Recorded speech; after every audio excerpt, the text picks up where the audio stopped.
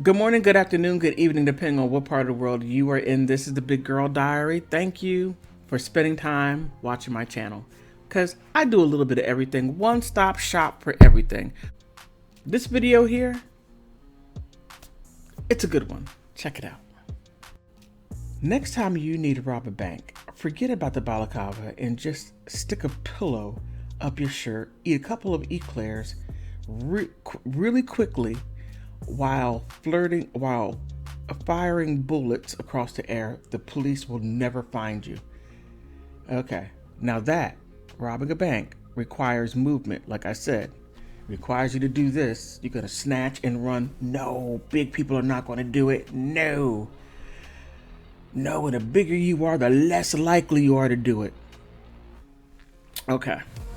In this article, I'm not going to go over everything, but just the main points of it. And this article comes out of the UK, and it's called Rejoice, Fat People.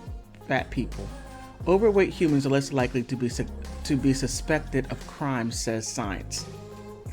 So, science is saying this. And this is out of Vice UK. So apparently this article circulated around, and this is back in 2013, 15. So it is a little old, but still, the sentiment is the same. Now, as a man who lives in constant fear of walking over the Millennial Bridge while an ITV news camera overtly records my waistline in HD close-up to use as stock footage for news reports about obesity. Who wants that? And in breaking news, James Mate says his caterpillar eyebrows jousting at one another for supremacy of his forehead. As my stomach and my slightly too tight t-shirt combo oscillates enormously behind him. Behind the man are British men are fatter than ever, dying in droves. The men just falling over hugely in the streets, their gigantic carcasses making a wet sort of slapping sounds on the ground where they expire.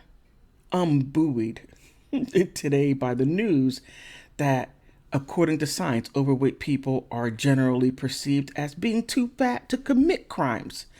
I am going to use this knowledge to shoplift Kit Kats, which I will then greedily consume.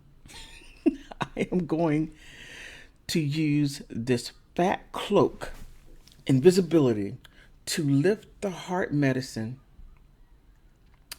I will take one day inevitably need out of my hands of the pharmacist without paying the prescription fee. That is great. That is a great illustration of, or an illusion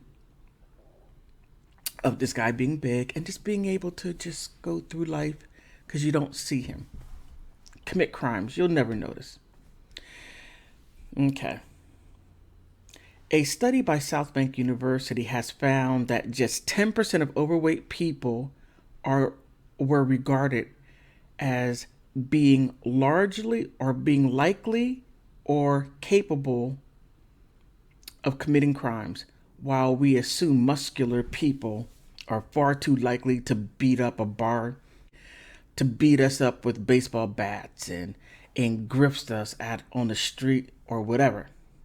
Researchers came to the conclusion by showing participants 2 videos of a reconstructed violent crime and then asked them to look at the police lineup of possible suspects, of overweight ones and a muscular one, a skinny effer, and a real grab bag. The face of the criminals were disguised in a video, and their faces were and the faces of the potential suspects were all randomly assigned.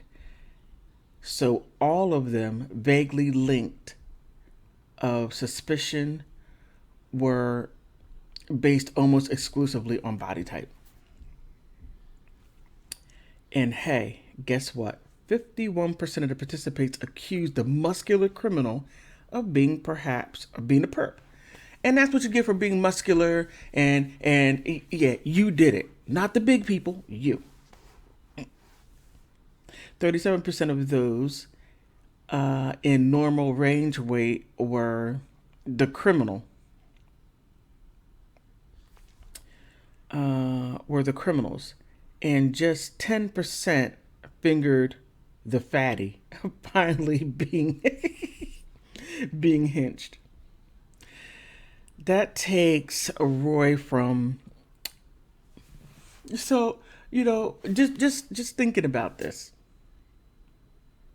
So just thinking about this, I find this article funny.